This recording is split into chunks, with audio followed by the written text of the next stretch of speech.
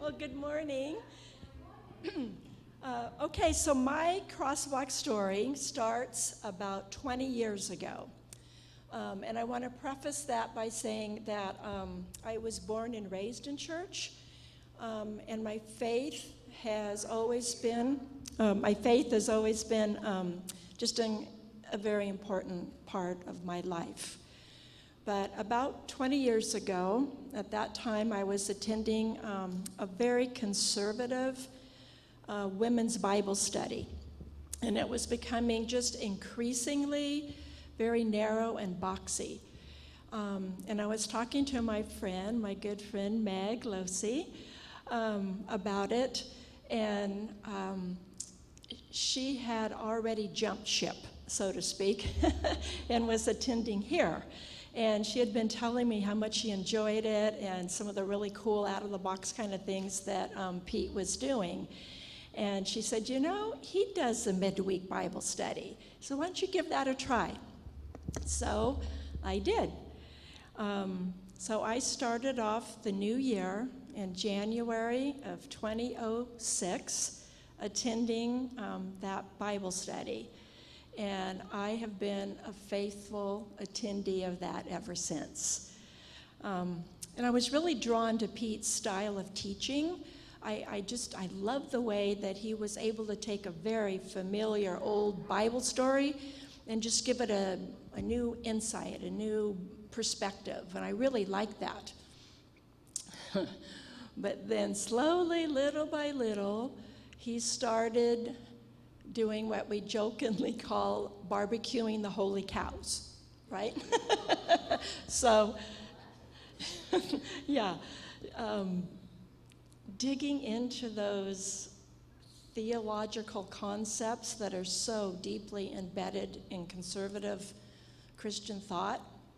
And, you know, some of them I could ride with, like letting go of the concept of hell. That was a no-brainer for me. It was very freeing. But others, not so much. When he started tackling things like atonement theory and what does it mean to be saved, or the Trinity, or the infallibility of the Bible. I mean, like, yikes. I didn't even know there was other ways to even think about some of those things. But I wanted to be on board. I mean, it made sense intellectually, but those old paradigms were so deeply embedded in my spiritual psyche that it was just really hard to let go.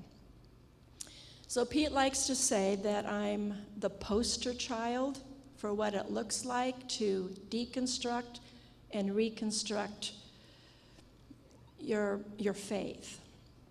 And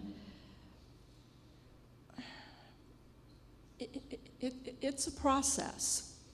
And there was a time when I found myself actually curled up in bed crying because I just felt like the anchors had been knocked out from under me, and I was just adrift spiritually.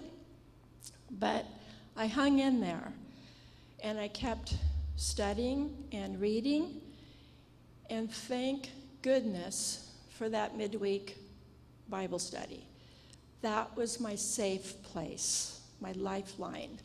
That was where I could go and ask those hard questions without feeling like I was a heretic, you know, that I could just go deep and dialogue with other people that were on that journey at, at different places along the path.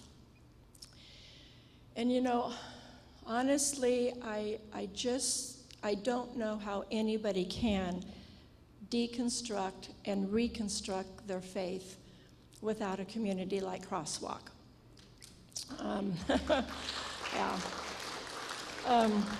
First of all, to have a pastor like Pete, who was not only willing to do the hard work and the deep dive into the scholarship and the research, but then to actually teach it, have the courage to take the risk to actually teach it out loud, and then to lead us on that journey together.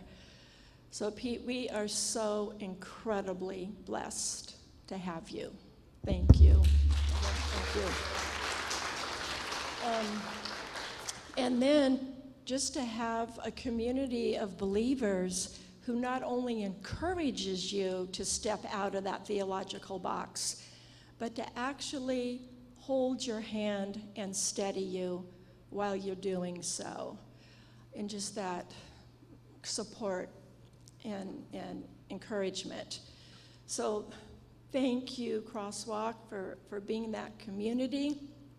Thank you, Pete, for being so patient with me over the years and just answering my questions, sometimes the same question over and over again, as I just struggle to get the concept sometimes. And I want to especially thank you for those of you who have been with me in those small groups and journeyed with me.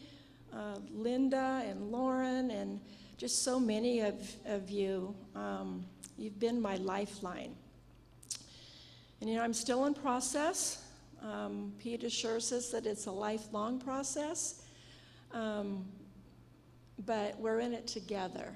And I'm just so grateful and continue to look forward to that journey, continuing that journey together. So thank you.